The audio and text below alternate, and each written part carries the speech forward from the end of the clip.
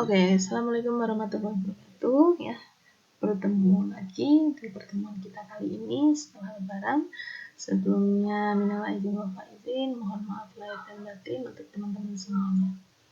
Oke, melanjutkan materi kita di minggu ini. Ini adalah pertemuan kita yang terakhir sebelum pertemuan minggu depan kita akan melaksanakan asesmen tengah semester. Jadi ini adalah materi terakhir kita, yaitu adalah hak kekayaan intelektual. Nah, di sini hak kekayaan intelektual seperti yang kita tahu memang macamnya itu banyak. Tuh. Bahkan beberapa orang ya mengatakan bahwa yang namanya haki ini lebih ke paten. Jadi kayak menamakan sebenarnya hak kekayaan intelektual itu menjadi paten. Padahal yang namanya hak kekayaan intelektual itu macamnya itu banyak. Ada merek, rahasia dagang, ada paten itu sendiri, gitu ya. Nah, ini kita akan membahas satu-satu terkait dengan hak kekayaan intelektual ini sendiri. Nah, jadi sebenarnya siapa saja sih, gitu ya? Kenapa kok yang namanya perlindungan hak kekayaan intelektual ini penting, gitu ya? Karena kondisi perdagangan yang semakin modern ya dan juga efektif gitu ya, yang namanya haki ini menjadi sebuah kebutuhan gitu ya. Jadi dia mengharuskan ya pengusaha ataupun orang yang menciptakan sesuatu, yang menciptakan sebuah peluang yang tidak bisa diciptakan oleh orang lain, ini harus mengambil langkah gitu ya, karena adanya pembangunan ekonomi, kemudian pembangunan industri ataupun mulai dibukanya yang namanya pasar bebas atau adanya globalisasi pasar bebas dunia. Ya. Nah, yang namanya haki ini kemudian menjadi batas hukum ya, yang harus diwujudkan ya dalam biasanya lebih ke invention atau penemuan ya, sebuah penemuan, baik itu bisa di bidang teknologi maupun di bidang yang lain. Jadi yang namanya haki atau hak kekayaan intelektual ini tidak hanya bidang teknologi sebenarnya, cuma memang fokusnya akan lebih ke invention atau yang ada di bidang teknologi. Karena untuk penciptaan sesuatu itu biasanya lebih mudah dari segi bidang teknologi. Nah, tujuannya itu ya dengan tujuan adalah pelaksanaan pembangunan nasional, terciptanya masyarakat yang adil, makmur, maju, dan mandiri. Sebenarnya lebih ke adilnya. Kita memayungi hukum terhadap hak kekayaan intelektual ini lebih ke menciptakan masyarakat yang lebih adil. Gitu. Nah, pemerintah ini kemudian mengambil langkah untuk yang namanya pembinaan di bidang HKI. Jadi di tahun 2000 ya, tahun 2000 pemerintah Indonesia itu sudah menerbitkan dan juga merevisi ya peraturan hukum di bidang HKI untuk disesuaikan dengan kesepakatan TRIPS. Ya, antara lain ada yang namanya Undang-Undang Nomor 29 Tahun 2000 tentang varietas tanaman atau PVT, kemudian Undang-Undang Nomor 30 tentang rahasia dagang, 31 tentang desain industri, 32 tentang tata letak sirkuit terpadu, kemudian nomor 14 di tahun 2001 itu tentang paten, nomor 15 merek, dan 19 di tahun 2002 itu tentang hak cipta. Jadi semuanya sudah ada terkait dengan hak kekayaan intelektual ini. Nah, sebenarnya manfaat HK ini sebenarnya untuk apa? Ya, nah, hak kekayaan intelektual ini nanti dimanfaatkan sebagai perlindungan aset perusahaan. Ya, karena kita fokusnya lebih ke teknologi ya kalau ini ya. Sebenarnya yang lain juga bisa, merek dan lain sebagainya. Itu kan merek itu kan juga menjadi aset sebuah perusahaan. Makanya dia melindungi yang namanya aset perusahaan. Kemudian menjadi pendukung pengembangan usaha. Kemudian menghindarkan atau mencegah yang namanya PUTS ini sudah kita bahas ya, persaingan usaha tidak sehat dan juga sebagai peningkatan daya saing. Kemudian dengan adanya hak kekayaan intelektual ini juga bisa memacu yang namanya inovasi dan juga kreativitas. Jadi orang-orang di luar sana yang kemudian ketika menciptakan sesuatu atau menginvention gitu ya, itu yang kemudian dilindungi payung hukum hak kekayaan intelektual kemudian terpacu untuk menciptakan sesuatu yang baru yang lainnya, ya, karena dia tidak bisa kemudian mencontek, kemudian menjiplak dan lain sebagainya. Nah, kemudian yang lain adalah sebagai pembentuk image, gitu ya, image daripada perusahaan sendiri, gitu ya. Jadi dia sudah punya ini, dia punya hak kekayaan intelektual ini, berarti dia sudah bisa menciptakan ini. Nah, itu menjadi pendukung atau penguat, gitu ya, penguat ini ya, pengembangan usaha dan juga menjadi image daripada perusahaan sendiri itu seperti apa. Nah, kemudian karakteristik tadi ya, jenis-jenis perlindungan. Jadi kita bahas satu-satu tadi ya. Jadi substantifnya dia hak kekayaan intelektual itu dideskripsikan sebagai hak atas kekayaan yang timbul ataupun lahir dari kemampuan intelektualitas manusia atau kepintaran manusia. Nah, karya-karyanya itu bisa di bidang pengetahuan, seni, sastra, teknologi, atau apapun yang dilahirkan atau dihasilkan oleh manusia melalui daya cipta, rasa, dan karsa.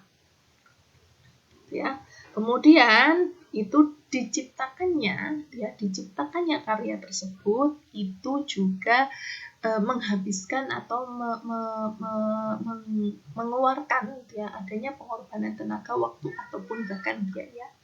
Nah, karya tersebut ya, pengorbanan tersebut yang kemudian menjadikan karya tersebut itu menjadi punya nilai ya, punya value. Nah, kalau dikaitkan dengan manfaat ekonomi yang dapat dinikmati, nah, nilai ekonomi yang melekat menimbulkan yang namanya konsepsi kekayaan atau properti terhadap karya intelektual tersebut.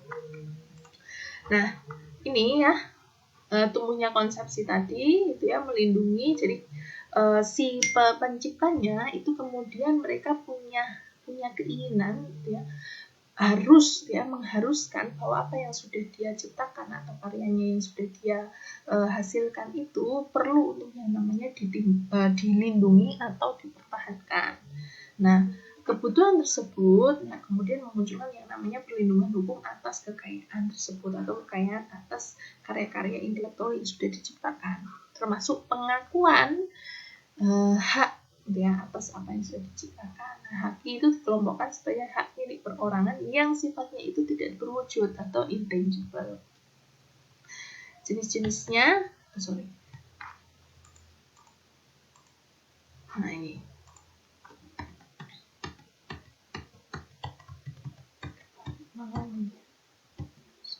Nah, ini. Jadi seringkali, kemudian yang namanya seringkali orang yang tadi saya bilang di awal, orang-orang itu keliru yang namanya menyebut HKI itu dengan sebutan paten. Ya, padahal paten itu adalah bagian daripada hak kekayaan intelektual. Jadi dia menjadi idiom umum ketika orang-orang menyebutkan bahwa hak kekayaan intelektual itu sebagai sebuah paten. Ya. Kemudian jadi kan kadang orang mereknya sudah dipatenkan belum, lagunya sudah dipatenkan belum, gitu ya. Padahal itu adalah sebuah karya intelektual, gitu ya. Yang lingkupnya adalah perlindungan hukumnya itu juga berbeda. Jadi paten itu sendiri, kemudian rahasia dagang itu nanti sendiri, ya. Hak cipta itu nanti sendiri, itu padahal mereka sendiri ranahnya itu sendiri-sendiri. Gitu. Nah, untuk memahami karakteristiknya, itu ya jenis-jenis HKI nanti diatur dalam hukum Indonesia yang tadi sudah disebutkan, ya. Nanti kita lihat perbedaannya di sini, ya. Untuk hak cipta, paten dan merek dulu, ya. Nah, tipe pelindungannya apa sih yang dilindungi dari hak cipta, ya? Kalau hak cipta yang dilindungi itu adalah terkait dengan ilmu pengetahuan, seni dan juga sastra. Misal adalah buku, kemudian tari, program komputer, ya, kemudian batik dan lain sebagainya itu ada tercantum di pasal 12 UHJ hak cipta ya. Ini ada di sini. Nah, kalau untuk yang paten, ini kenapa ceramah itu juga masuk ke hak cipta? Ya, ketika dia ceramahnya itu memang bersifat apa ya istilahnya? Diciptakan dan tidak bisa ditiru, ya itu bisa kemudian dia ciptakan. Kemudian paten. Untuk paten ini adalah yang dilindungi adalah proses atau hasil produksi atau bahkan kombinasi keduanya. Kemudian benda, alat, atau hasil produksi yang memiliki kegunaan praktis itu masuk ke dalam paten. Nah, kalau yang merek yang dilindungi adalah gambar, nama, kata, huruf, angka, susunan warna, kombinasi, dan unsur yang memiliki daya pembeda yang digunakan dalam kegiatan perdagangan barang maupun jasa. Itu adalah merek. Nah, kriteria perlindungannya kalau hak cipta itu asli atau orisinil. Yang penting asli. Diciptakan dari memang benar-benar aslinya, gitu ya.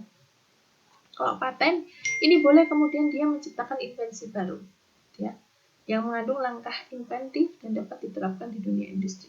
Jadi misalkan untuk proses dia sudah ada yang mematenkan, atau hasil produksinya kemudian dia patenkan, tapi kemudian boleh dia kemudian menciptakan yang hampir sama, tapi dengan proses ataupun hasil produksi yang berbeda, itu juga tetap bisa dia patenkan.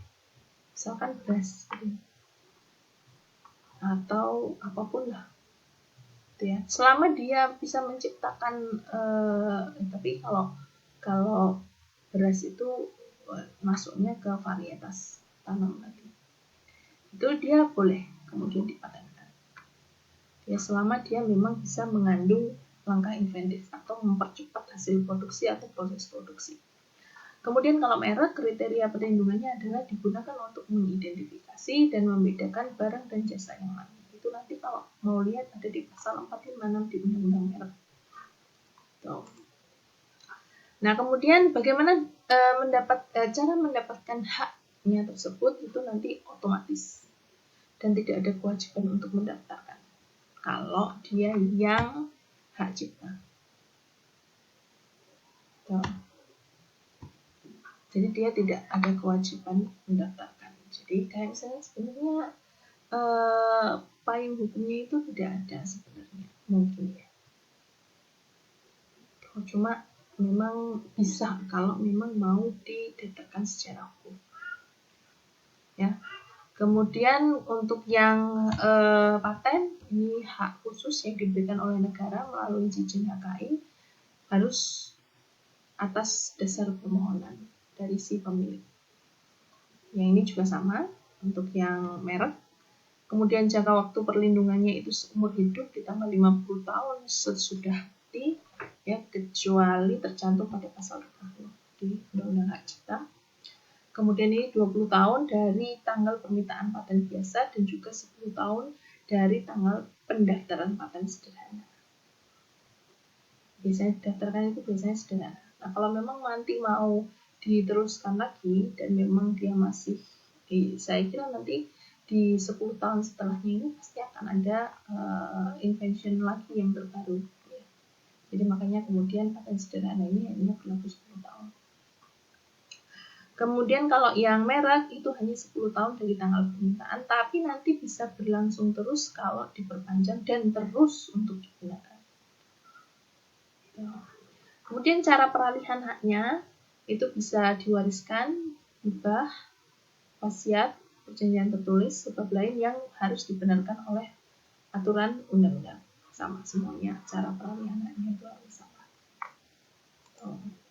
Bentuk pelanggarannya untuk yang hak cipta ini substansif, bagiannya itu nanti dikopi, diperbanyak tanpa izin atau hampir mirip, terdapat kesamaan dari apa yang sudah dihak ciptakan. Kemudian kalau yang paten itu membuat, menggunakan, menjual, mengimpor, menyewakan, menyerahkan, gitu ya.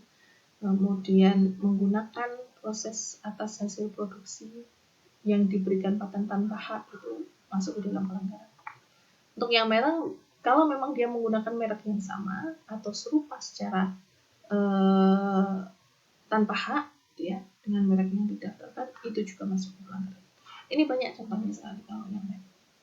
Dan yang paling dekat itu kasusnya adalah kasus teman-teman kalau tahu di Jogja ada merek es krim gelato, itu dia baru saja melakukan kasus pelanggaran itu.